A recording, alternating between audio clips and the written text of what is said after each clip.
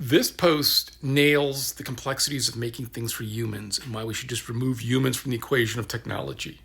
Because yes, you are 100% correct. It is great that Apple chose to not get people sick with all of their content, right? So Apple just made sure if you put the headset on, you weren't going to get sick.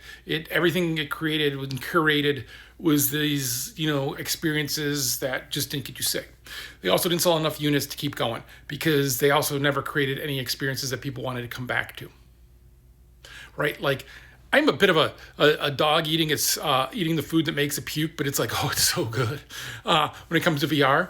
And then there's stuff like Pistol Whip and that doesn't get me sick that I really enjoy. Beat Saber, and others like that. Job Sim, Tilt Brush, right? But a lot of the newer stuff, a lot of more successful stuff is stuff that might get you sick, that pushes the envelope, that pushes that edge, but has a really great experience, and that's what's selling headsets. And it ends up nobody wants a headset that doesn't get them sick, but they can wear while cooking because it can put a timer above a pot? What?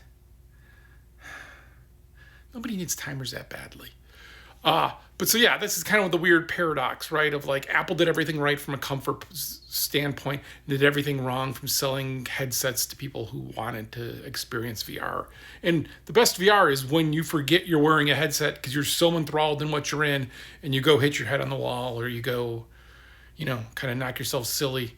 Not that you want to do that, but that you want to do that because you're so into it, right? So yeah, this was Apple's good point and bad point together.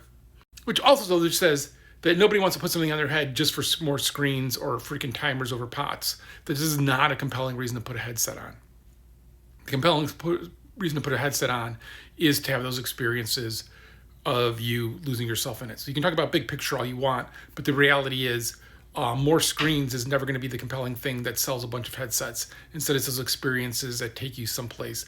And to me, that was always the original thing when I very first had VR experience ever, was that moment when I was so immersed in a way that a 2D screen never could.